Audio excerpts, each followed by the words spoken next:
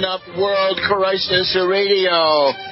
This is your host, Webster Tarpley, speaking to you from Washington, D.C., and it is now the late afternoon of Friday, the 14th of December, 2018, and we are here on the banks of the Potomac, and we are looking out over a crumbling regime. We're looking at the Trump regime, which is falling into pieces, and our impression is that at this rate, with all the necessary historical caution and all the awareness of the fact that historical processes generally take longer than you think, especially if the outcome is something that you desire, I'm afraid we'd have to say that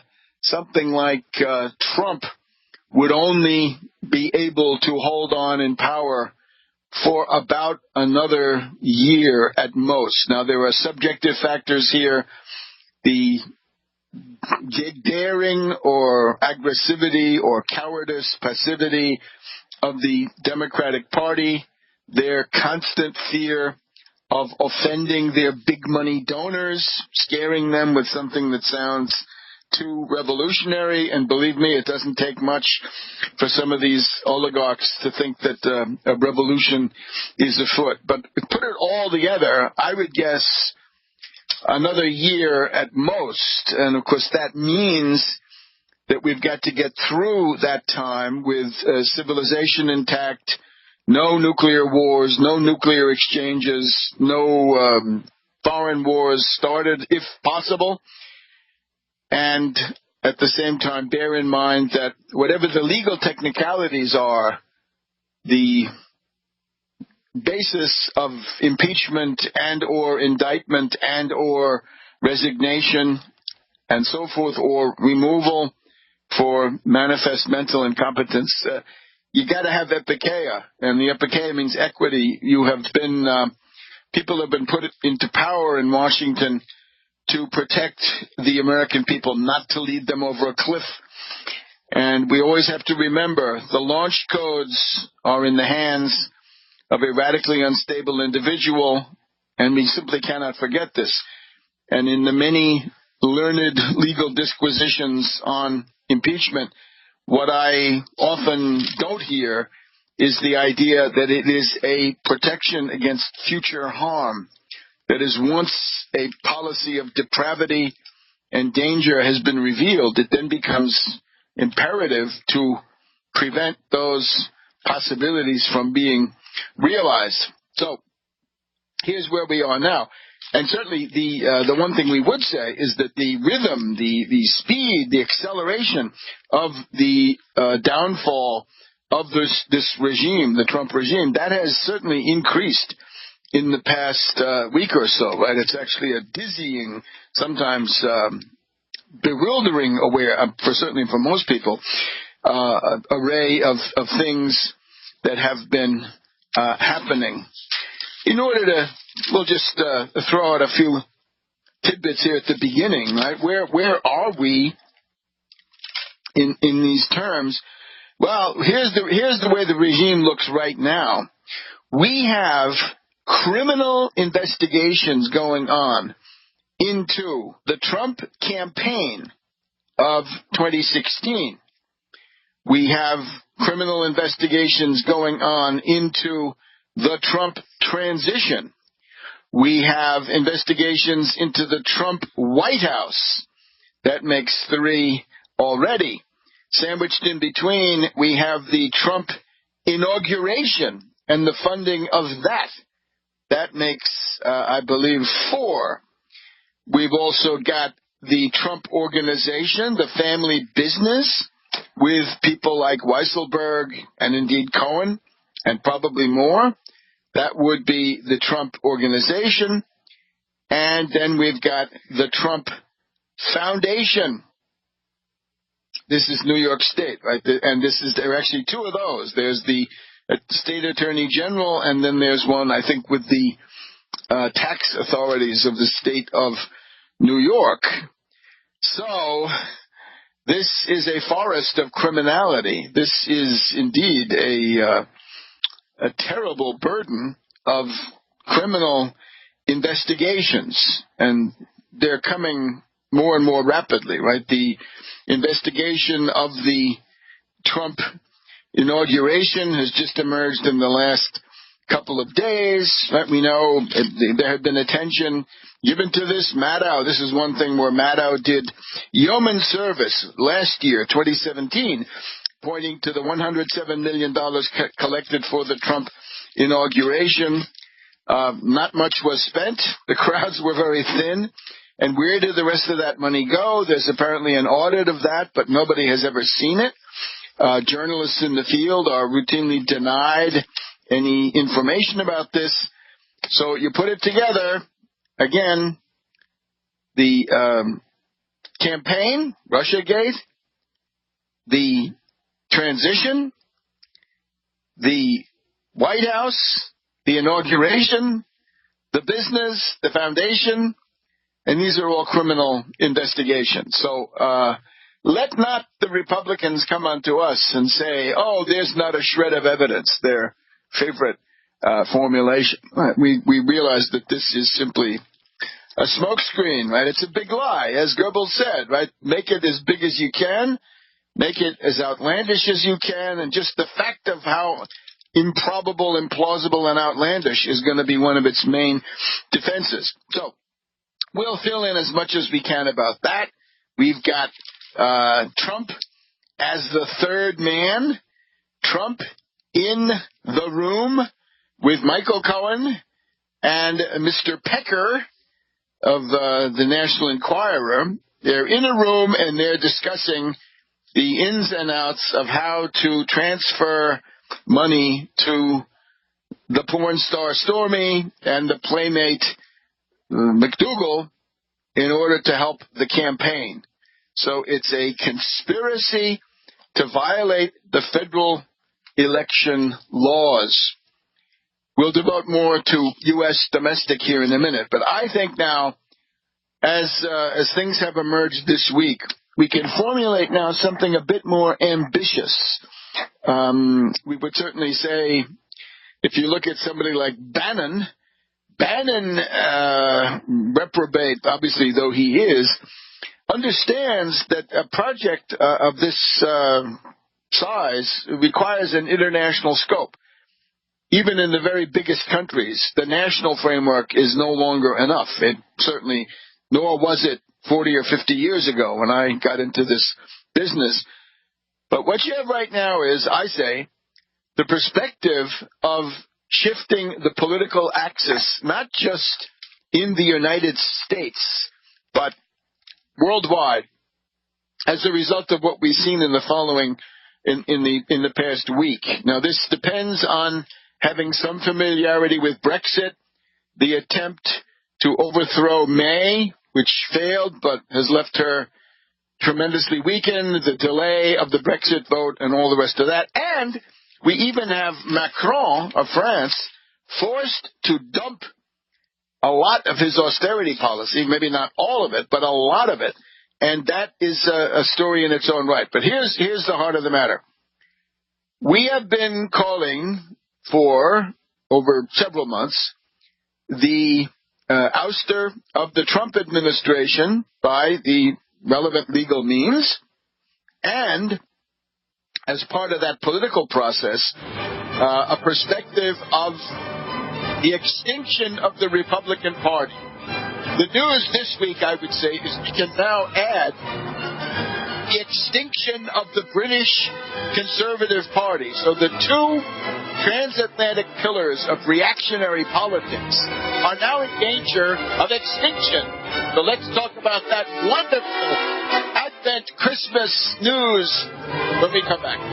Welcome back to World Crisis Radio. Let's talk here in Washington, D.C. We're here on the banks of the Potomac. We want to remind you, keep up with us every day, Monday, Tuesday, Wednesday, and Thursday on the American System. So please go to americansystem.com TV, AmericanSystem.tv, and join the podcast. It's a daily podcast, about an hour, available around 9 o'clock. Join us. Be a part of it. Help us out. Support this work. This is analysis you will not find, as far as I can see, unfortunately, anywhere else. So it's unique. It can therefore be extremely influential. So again, the thesis is the signs of the extinction of the Republican Party here in the United States have been multiple. They've been persistent. They've been endemic for many, many months. Trump himself is the leading symptom of the collapse of the Republican Party. He's a kind of, what can we say? He's not the owl of Minerva. He's the anti-owl of Minerva, right? He's the owl of insanity that takes flight at dusk. And we are now in the twilight of the Republican Party of the United States. We do not wish to reform them. We don't want to save them. We want them to become extinct. There is nothing in that mass of people which deserves to be saved. If you don't believe me, look at how they respond to the death of the 7-year-old Guatemalan girl dying of lack of water, right, of dehydration on the U.S. border, waiting 90 minutes for care that didn't come and then came too late. So the Republican Party is headed, we hope, we intend, towards the garbage can of history. What we have been given a lesson in this week is that the position of the British Conservative Party, the Tory party, this is essentially the same story. In other words, the moral and political judgments, the programmatic judgments on the British Tories, led by Theresa May, with a right wing led by Jacob Rees-Mogg. You're going to have to live with us because we say sleazebog over here. This goes back to his undistinguished father. So it's been a lot of grief for humanity from the sleazebog family. So this also has no positive reason to exist. And indeed, it wouldn't exist were it not for the cowardice, the fecklessness of the leadership of the Labour Party, by which I mean Jeremy Corbyn, really the weakest leader that we've seen in that position in a very, very long time. So there it is. Imagine what it would mean to the world if the U.S. Republican Party collapsed into a series of fragments, local to regional parties for racist, reactionaries, bigots, xenophobic activists, people like this, a kind of lunatic fringe of paranoids and so forth. And then similarly, the Colonel Blimps of the Tory party, right? People who hate the Wogs, hate Europe. They're, of course, violently anti-American. They try to hide that as much as they can because they're counting on the U.S. to protect them in the future, provide for their defense. But this is perfide Albion. In other words, these are the people who rely on duplicity in Britain, because the whole point of this Brexit is not to repatriate money, laws, currency, sovereignty. It's not that. It is to find a way to have complete freedom, to have a kind of island of anarchy, a kind of a seastead that would be a juridical vacuum, right? No law, complete anarchy, as I say, and become the bankers for China. These oligarchs, right, the social credit oligarchs, totalitarians of Beijing, are going to need a financial agent. They need a back office. That's the future of Britain these people want. Britain as a back office for the Chinese totalitarians and their fearsome, ferocious totalitarianism. So, this is our hope. Imagine what this would mean to the world. It would mean of course, that the wave of fascist populism, which is at the root of the Brexit as well as the Trump phenomenon here in the U.S., that this would roll back. In other words, the tide of fascist populism, I believe, has already turned. I believe it as a result of the U.S. election here about 5 weeks ago now, a month and a week ago, and I think that will continue. Now, these reactionary parties, if they were to disappear, no more Republicans, no more Tories, conservatives over in Britain, that would already begin to shift the world in a very important way. This British two-party system has been around. I think, provided that the U.S. can take the first steps, in other words, that we see the implosion of the Republican Party now in about 2 years, although we can see it in various off-year elections coming up, that will set the stage for a kind of planetary political reform, a world political reform, which doesn't mean taking anybody's rights away except for a microscopic layer of mega donors, billionaires, parasites, zombie bankers, hedge fund hyenas, and the rest, the beneficiaries of globalism, who are the people who profit from this system. And, of course, these are the people who put up a figure like Trump, right? Manufactured, concocted a figure like Trump using media engineering, using, well, again, the billionaires that you've seen funding Cambridge Analytics and so forth. So I think that's the possibility. Now, we have to mention, now, given especially what's going on today in the background, right? We've got the stock market crashing again, and this is now getting to be a relatively heavy-duty crash going on. And I think you're going to find that sweeping away the detritus of the conservatives and the Republicans will certainly be facilitated by the fact that the bottom is falling out of speculative bubbles, if that's not mixing a metaphor. Down 538 right now.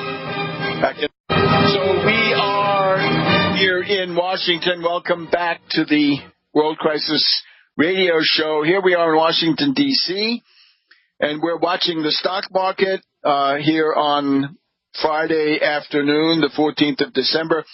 It's now about 24 minutes until the markets close.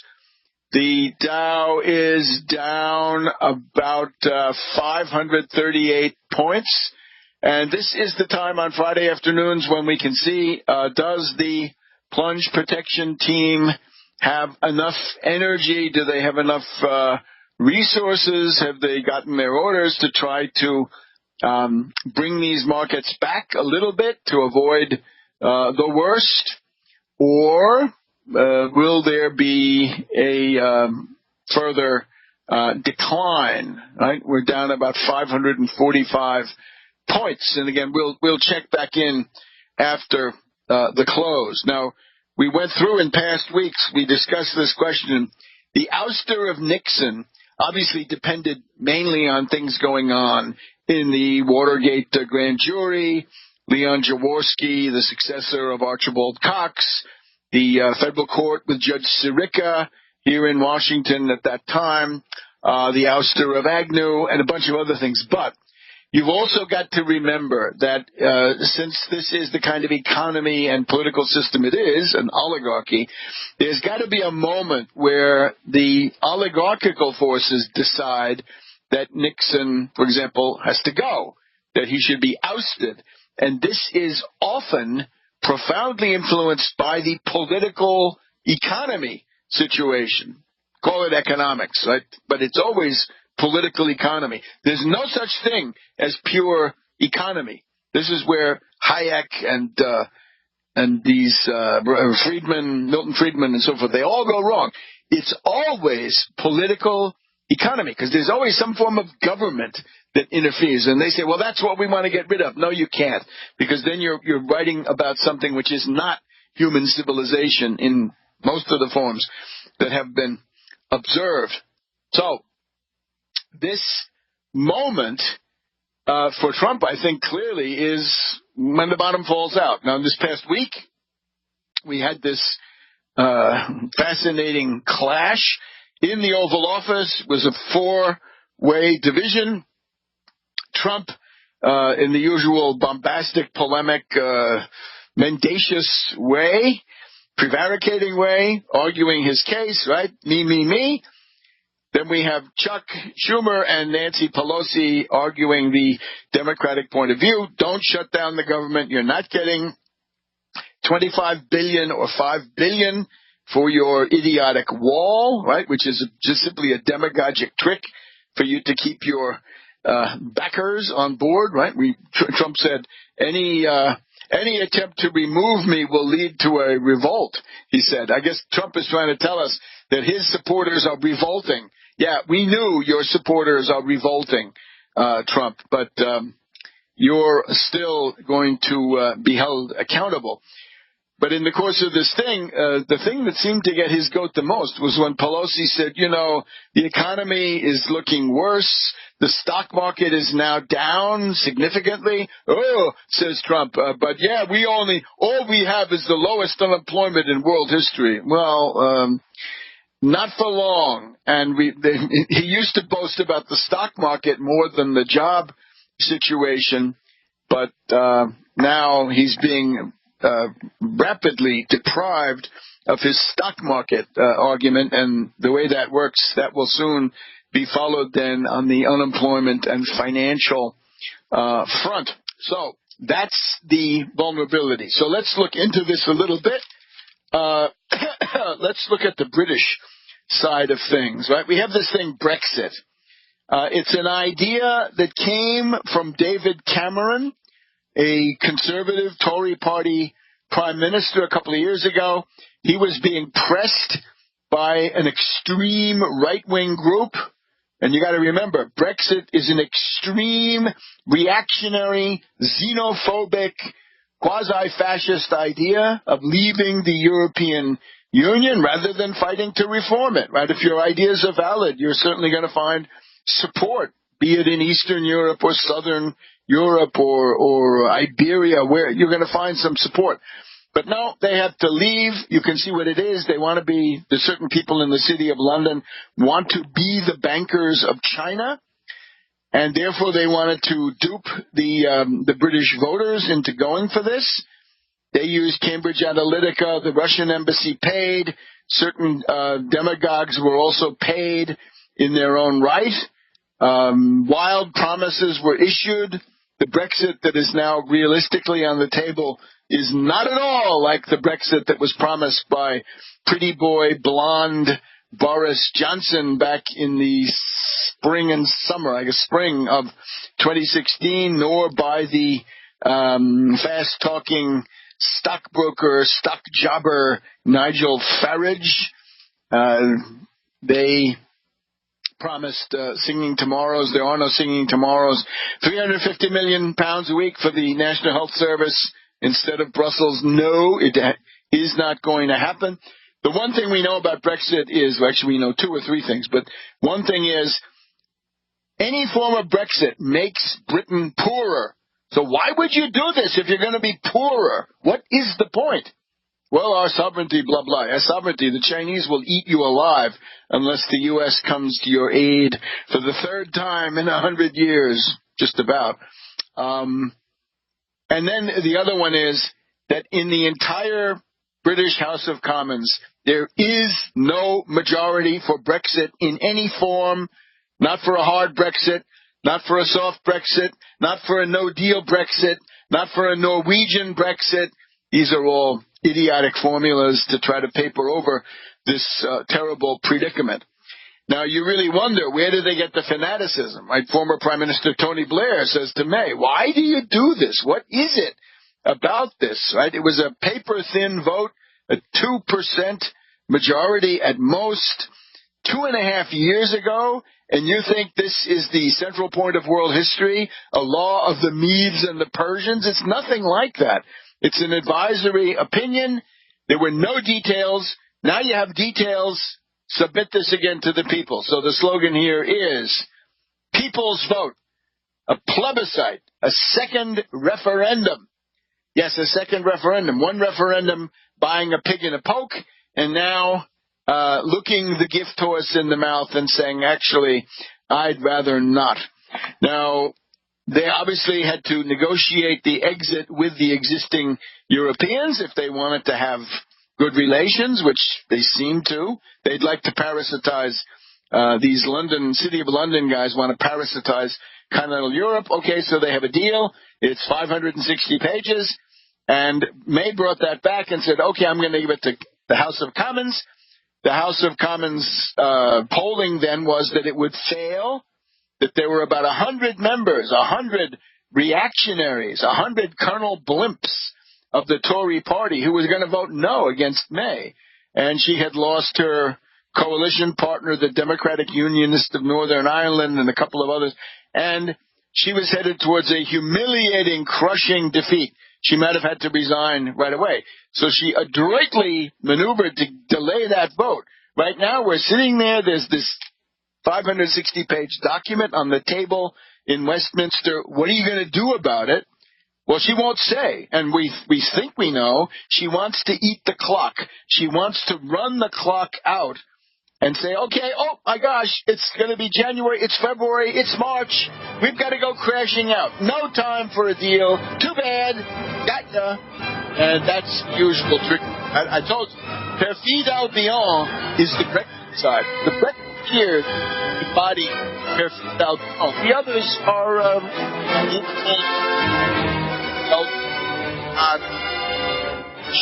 others. We'll be back in a minute on World Crisis Radio. Welcome back to World Crisis Radio. Urging you once again, go to AmericanSystem.tv, AmericanSystem.tv, and join the podcast there. You will be better informed, and you will have a strategic overview in your own time, because that's what we work on. So, the vote was supposed to be on Monday. It was it Tuesday? It's all a blur. The vote was scheduled, and then it was delayed sine die. No replacement date scheduled. And in the morning of the following day, we had the drama of a putsch attempt, a coup d'etat, a golpe in London by this group of 100 Colonel Blimps, right?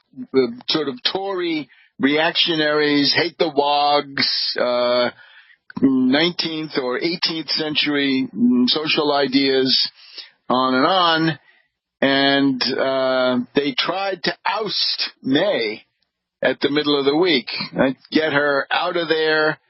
She won the vote on paper, but this is a Pyrrhic victory, right? One more like this, and it's all over for sure. She won the vote by 200 to 117. So she got 2/3 of the vote. But this is not voters in a country. This is members of your own political party. So you're going to be the secretary, the leader of a party where you have more than 1/3 of the people dead set against you and want you gone. They don't want to negotiate. They want you out.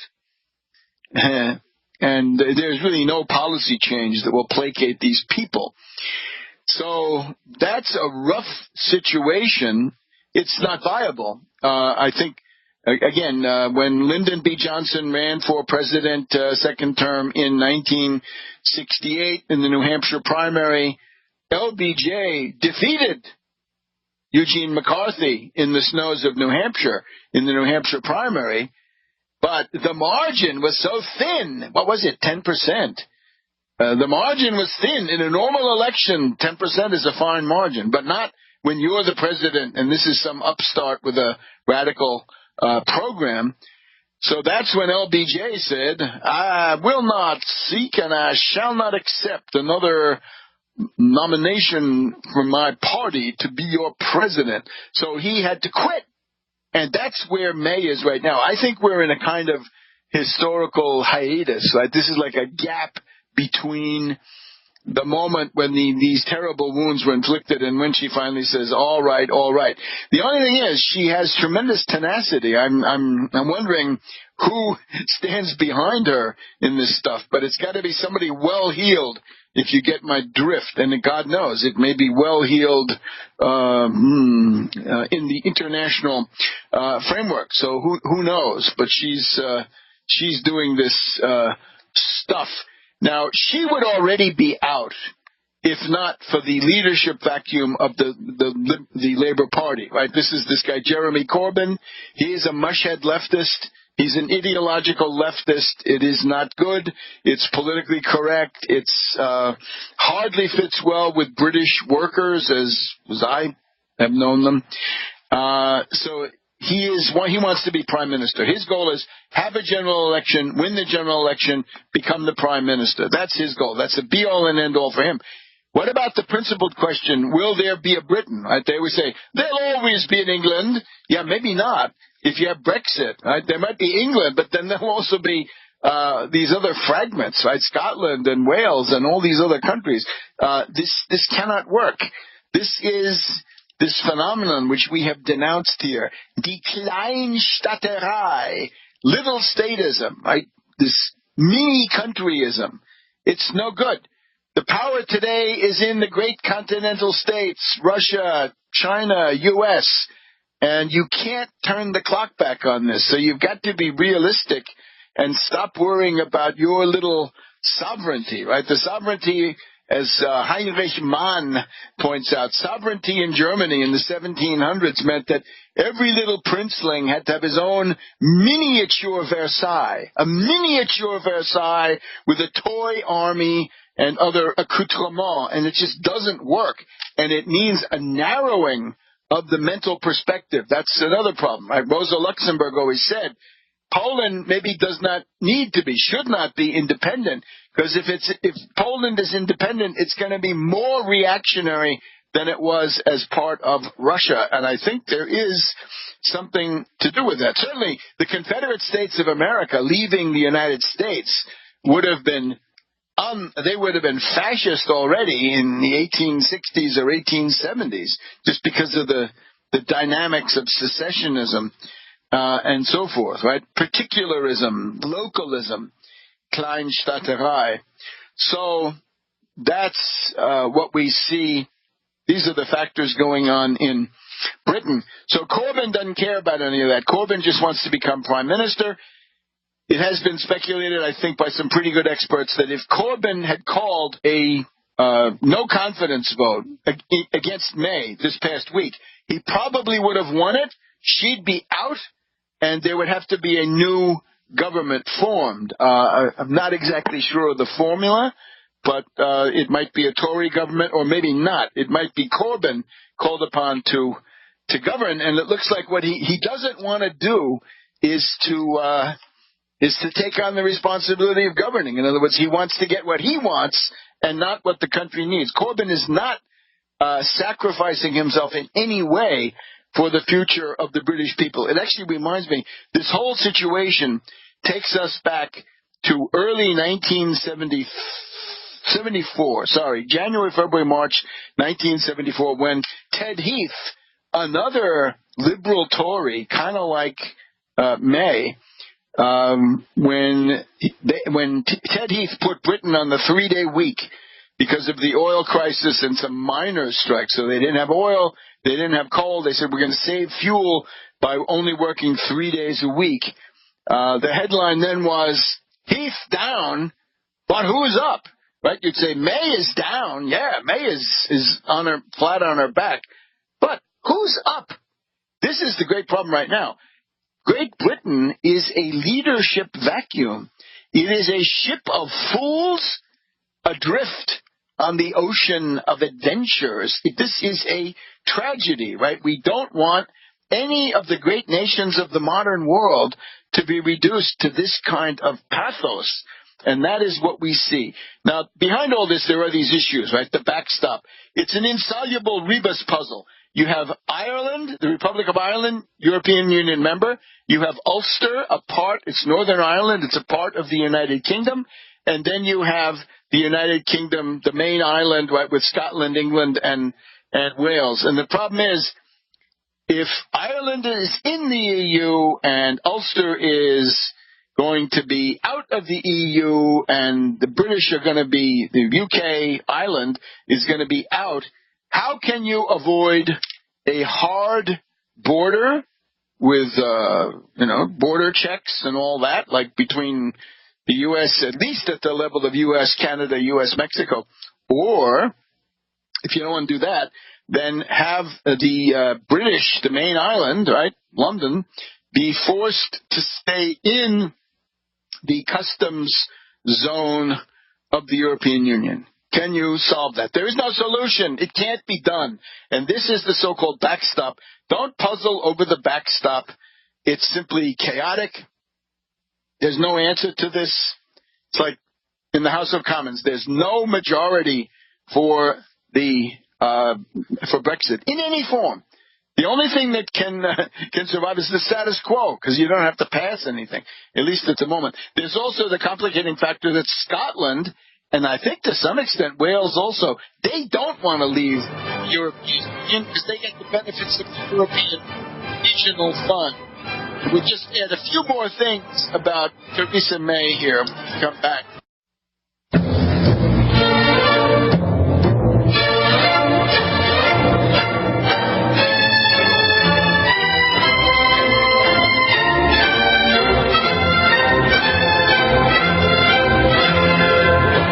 Welcome to the second hour of World Crisis Radio. This is Webster Tarpley speaking to you from the nation's capital here, a cloudy, dark afternoon on the banks of the Potomac.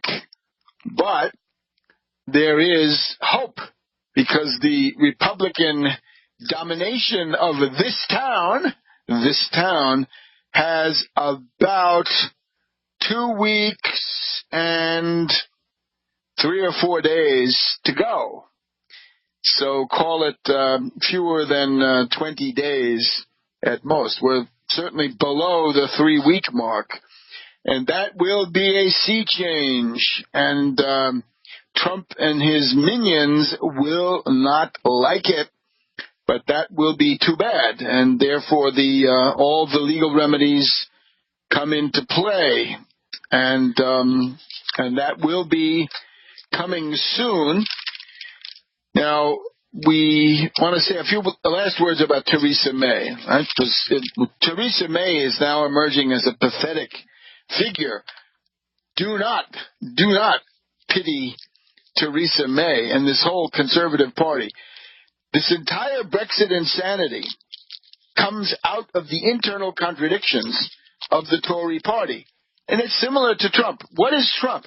Trump is the concentrated super essence of the Republican Party. It's wedge issues, it's racism, it's xenophobia, it's misogyny, all the usual stuff. It's worship of money, it's corruption, fundamentally, it's hypocrisy. All of that has been distilled into the form of Trump. He was the only one who could outbid all the other Republican contenders in the coin of the realm that these base fanatics had become accustomed to. So that's what he did, and that's how he won. Now, it's interesting, in the case of the British Conservatives, it's similar. It starts off with a sort of a right-winger, clearly a right-winger. In other words, an oligarch. I mean, David Cameron, the prime minister, was part of the Oxford-Cambridge social circles.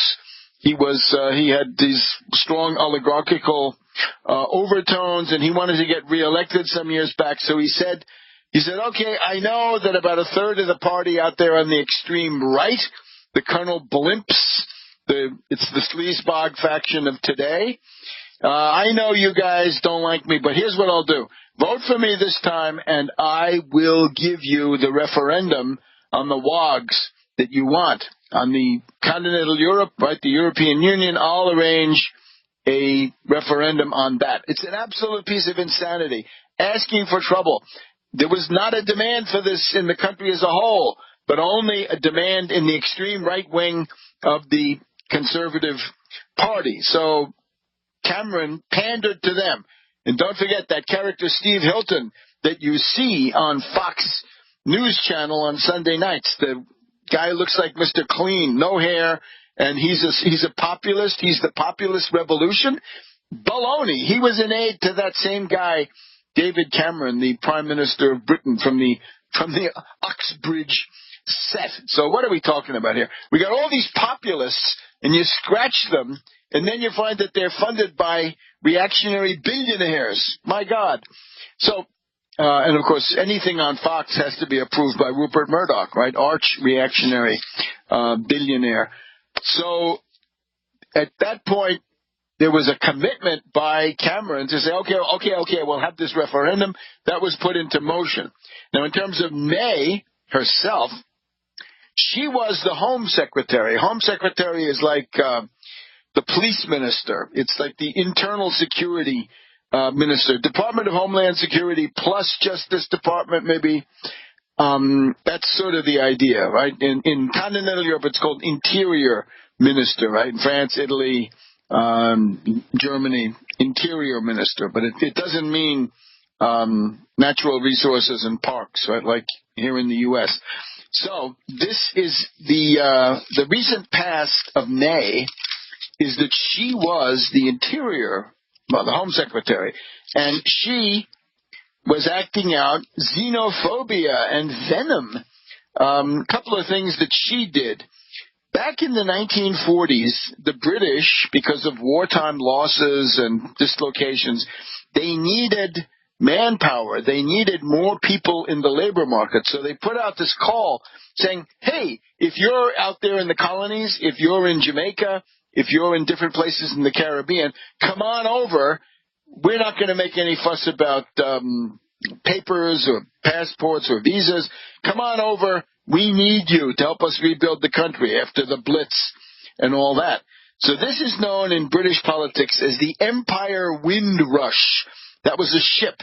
And the Empire Windrush was a ship, and it brought 500 or 600 people from Jamaica to come over and to help the British to rebuild. Now, the idea was, come on over and we'll take care of the formalities later. Because they didn't.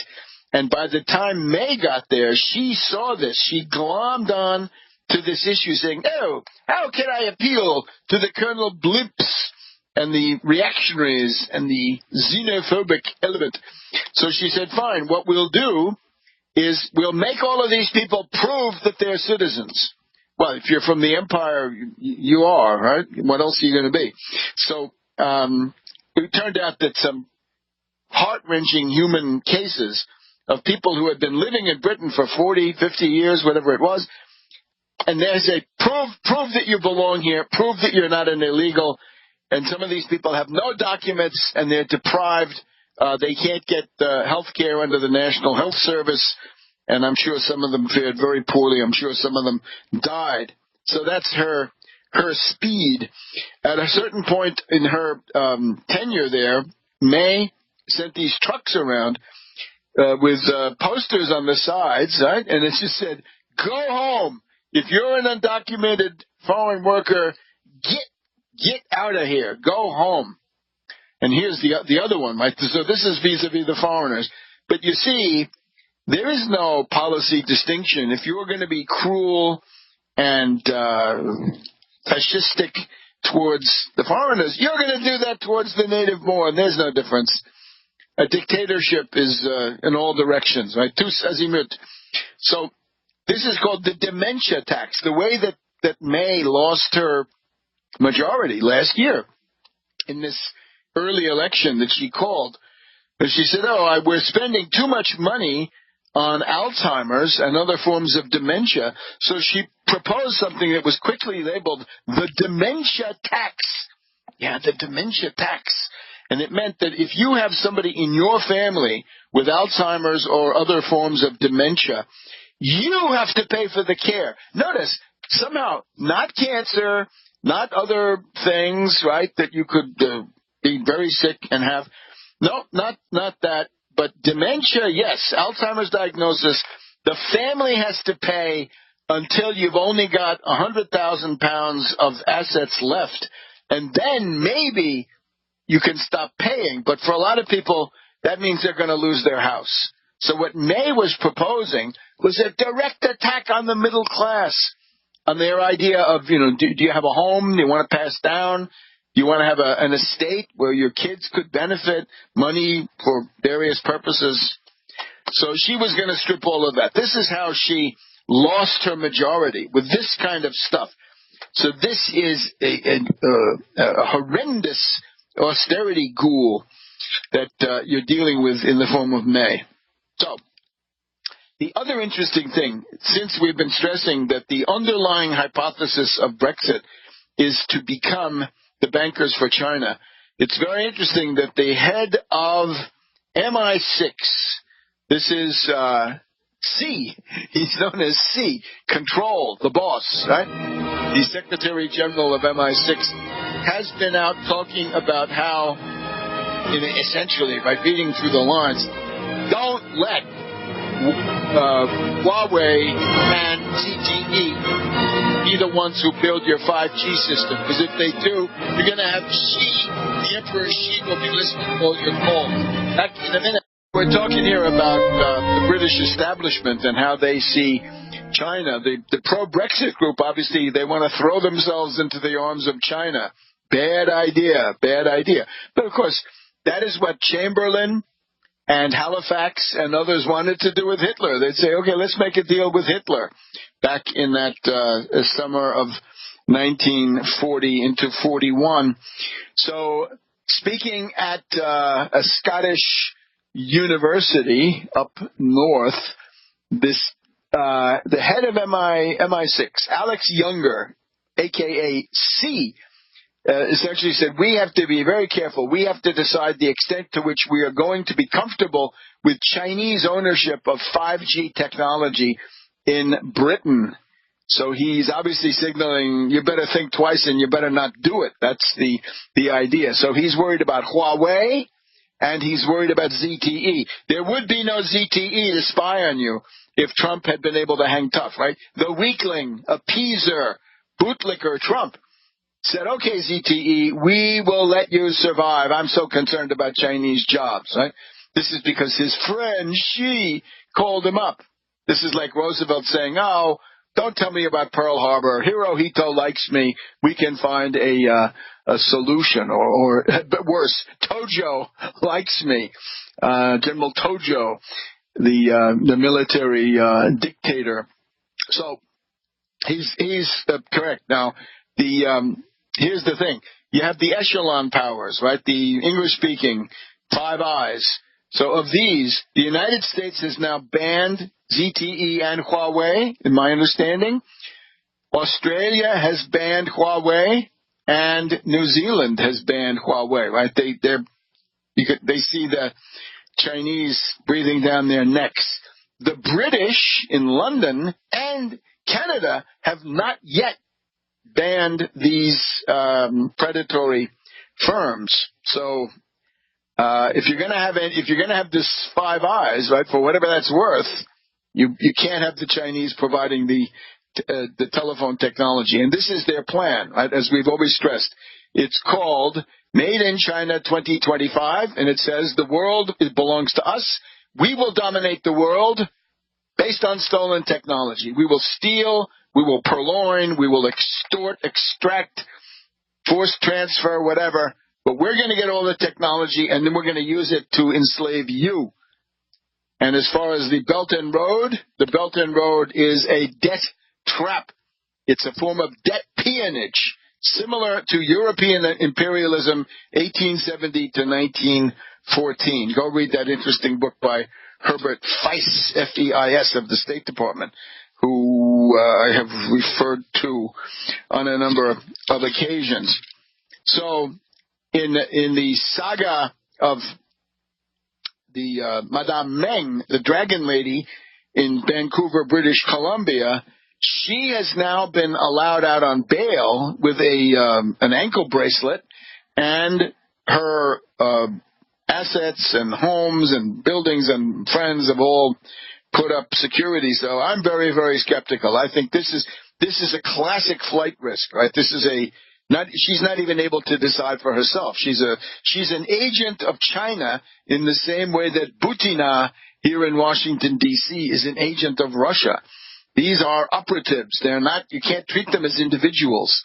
These are two systems where the leeway for an individual to exist is extremely narrow, maybe non-existent by now. So watch out for all that. We see today that Pomposo has been sent to Canada by Trump.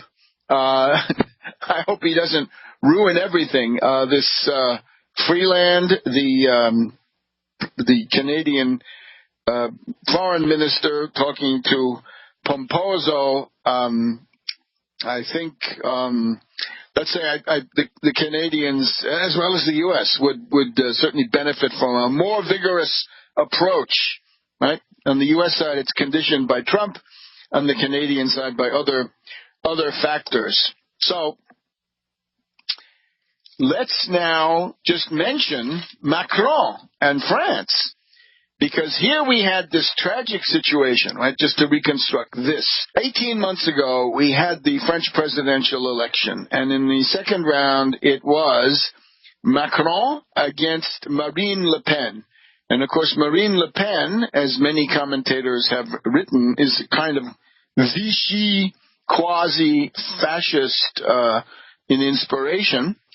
And it was important for Macron to win, because Marine Le Pen would have been capable of serving her master, Putin, her sugar daddy, with the destruction of NATO, the destruction of the European Union, and God knows what else, right? You'd have a qualitatively worse chaos in Europe than you do now.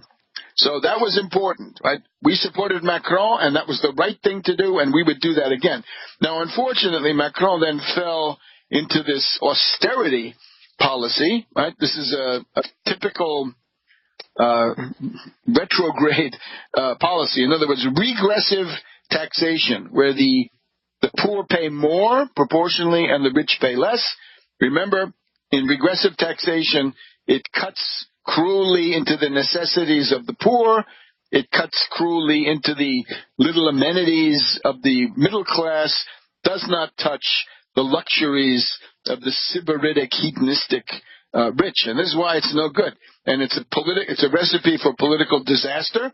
Nevertheless, Macron came out with a formula. He said, we're going to tax, we're going to have a substantial tax increase on gasoline and diesel fuel. We're going to tax the pensions of poor people. We're going to tax overtime work.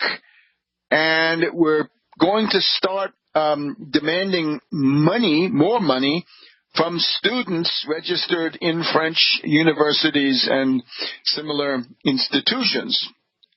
And with that, the French protest scene exploded in his face, augmented by various sort of itinerant hooligans, right? Casinisti, what can we call them? People who, they're really anarchists, right? Anarchists doing their essential job of helping the authorities to clear away demonstrations that are politically uncomfortable for the authorities. So that was exploding in his face, right? These were the yellow vests. You've seen the pictures. And they were out there smashing shops in the Champs-Élysées. A lot of that stuff was senseless, but those were the anarchists. These are not really the yellow vests. Now, Macron has decided to back down. We welcome this decision. We want it to go further. And we'll tell you about that when we come back to World Crisis Radio. So what Macron did this past week with his address to the French nation was to say, okay, we're going to roll back the tax increases on gasoline and diesel fuel. We're going to roll back or never impose the taxes on pensions for poor people. We're not going to tax overtime pay. And there were several other similar things, right? And we're going to increase the minimum wage. We're going to increase the minimum wage by about 7%, and that translates into about 100 euros per month for people at the lower, at the minimum wage. That's all to the good. Now, of course, it's not enough. That is not going to produce an economic recovery by itself.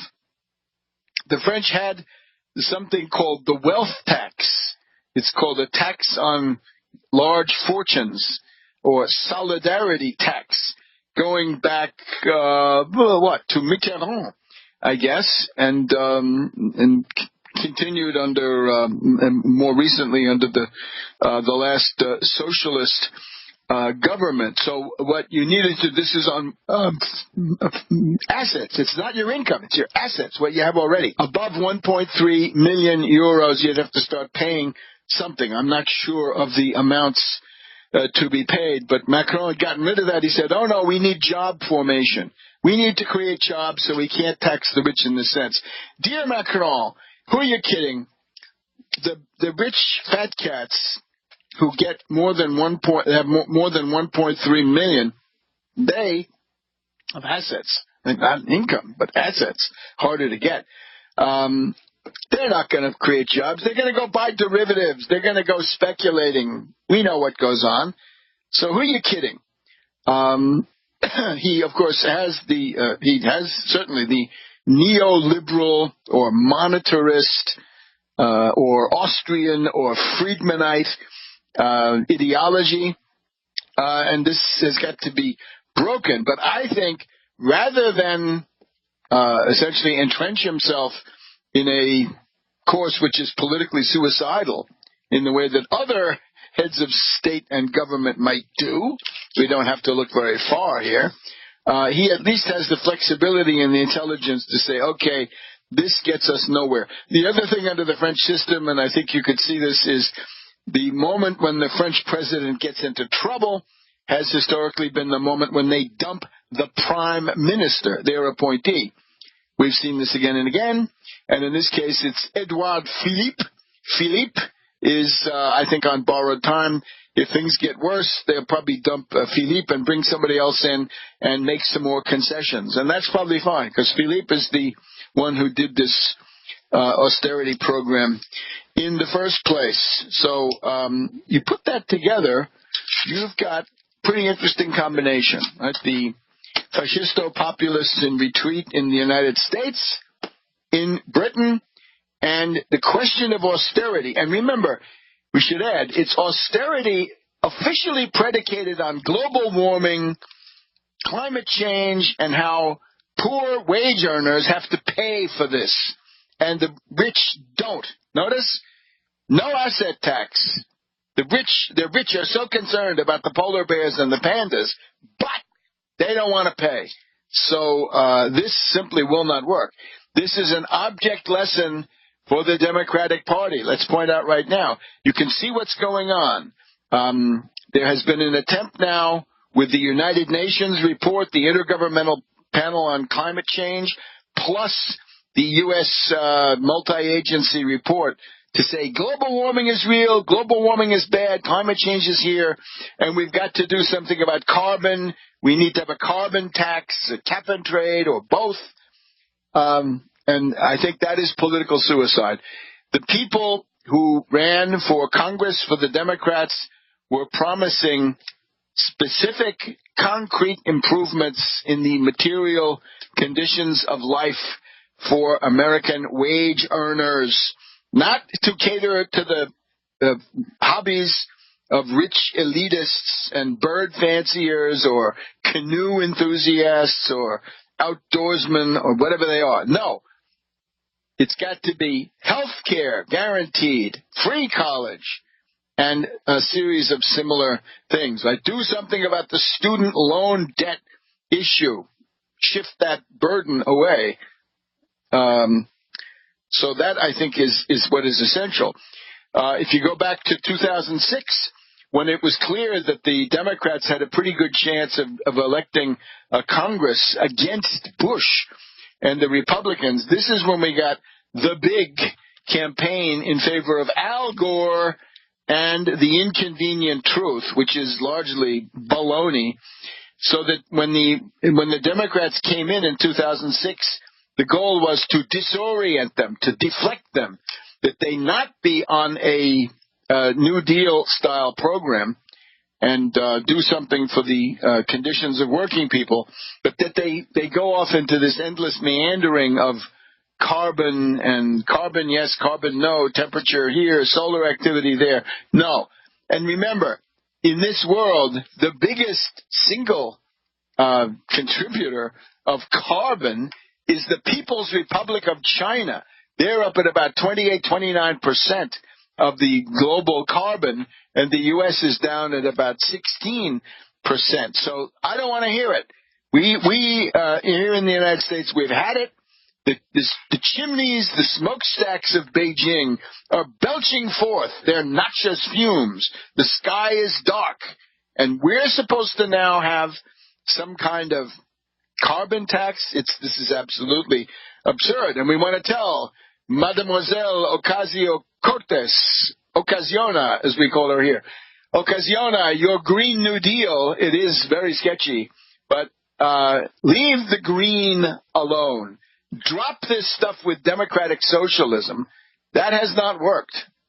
Socialism has not worked. What has worked and what is well known and well liked is the New Deal. Talk about the New Deal. That's the way to win an election. If you want to be politically correct and throw the election away, you want to have another term of Trump? It's easy.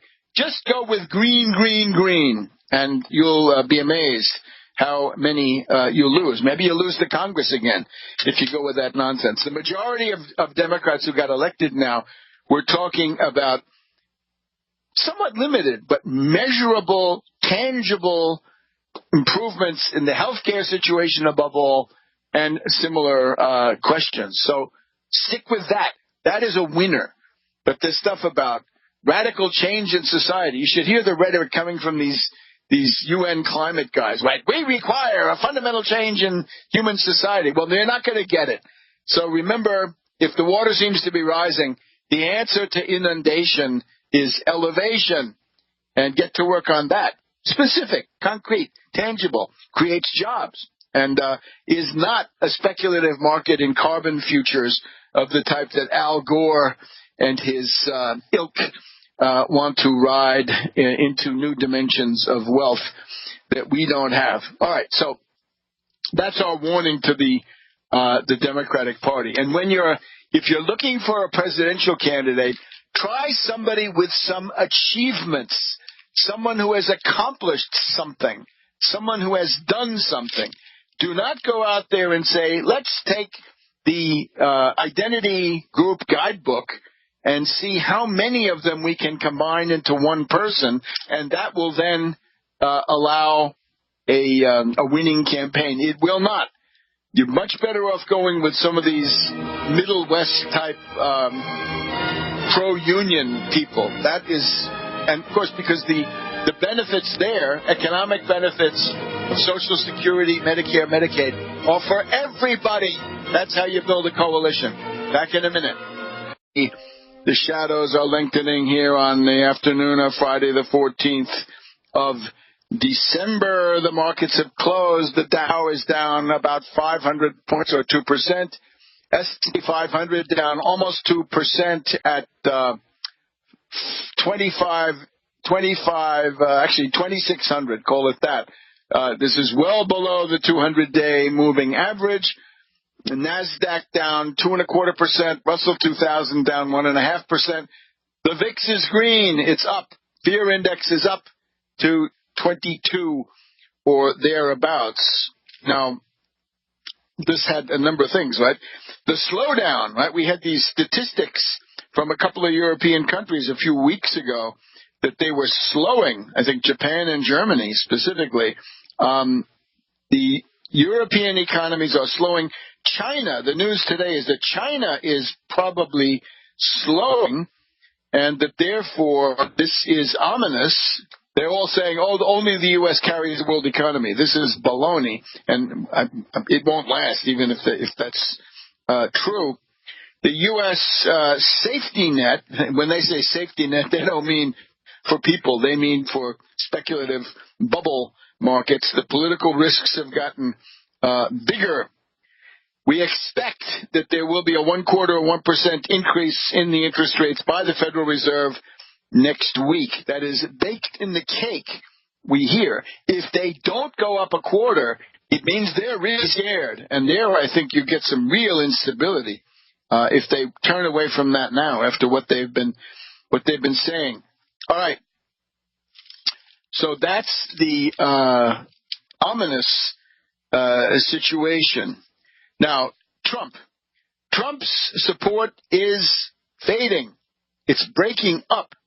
We've had all these things.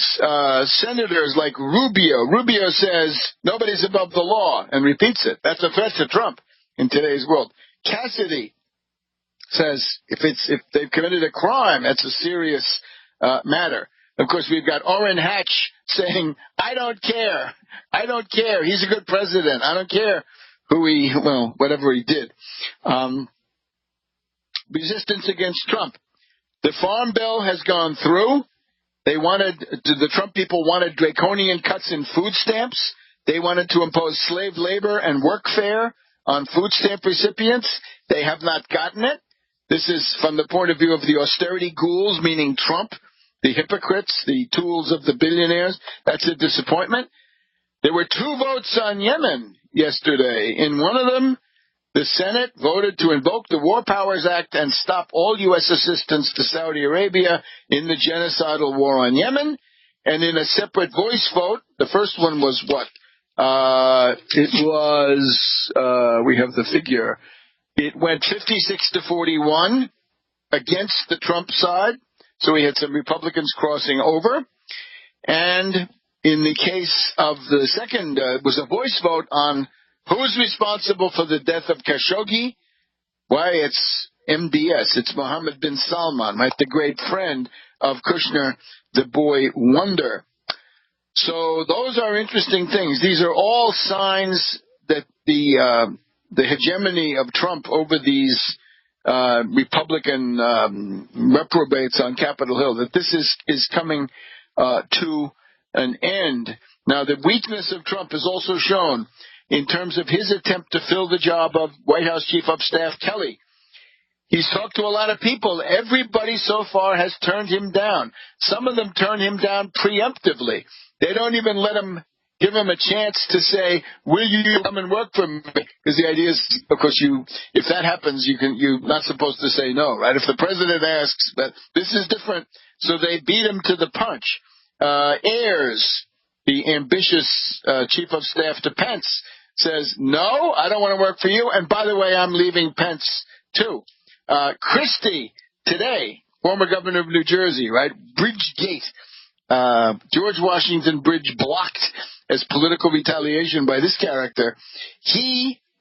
The slogan, the motto of his campaign was "Sit down and shut up," or is it "Shut down and shut up and sit down"? Okay, so Christie says, "No, I don't want the job either." We have Mark Meadows of the Republican Lunatic Freedom Caucus says, "No, not for me." There are a number of others here. Lighthizer, the trade representative, at least considered to be in consideration. Here now we get the 2 dangerous ones. One is David Bossie. David Bossie is the guy who extracted the Citizens United monstrosity from the Supreme Court. David Bossie is an exponent. He's a Pluto Republican. He wants Republican big money to be in command of everything. This is, however, a dangerous operative. This is somebody who would begin to look more like Haldeman. And I say that because Haldeman went to jail. So bear that in mind. So if it's not Bossie, who might it be? The boy wonder, Jared Kushner. He's a possibility. Can you believe this? That organizational genius, right?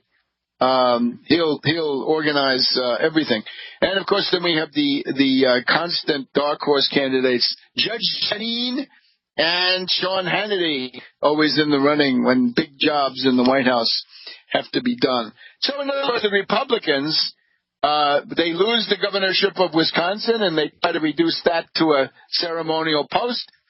They lose the governorship of Michigan. They try to reduce that to a ceremonial post. In North Carolina, they scream voter fraud for years, mainly meaning black, poor, Latino, old student voters. And now it turns out that it was the Republican machine in some of the southern counties of North Carolina that actually did vote fraud, not voter fraud, but vote fraud, top down on an industrial scale. So we have the family separations and the death now of the tragic story of the 7-year-old girl who died of dehydration. So this is a terrible situation. So, but you can see the fact that Trump is a pariah. Trump is Typhoid Mary. Now let's see if we can just do a little bit of a embellishment here, a ruffle and a flourish. There was a meeting with Cohen, the lawyer, much in the news, and Pecker of the scurrilous supermarket tabloid. And then, was there anybody else in the room? I don't know if you can hear this. Let's see if that's familiar at all. Yes, it's the third man theme from that famous movie, right? Der dritte Mann. The third man theme played on the zither, on the Viennese zither by Alex Karras.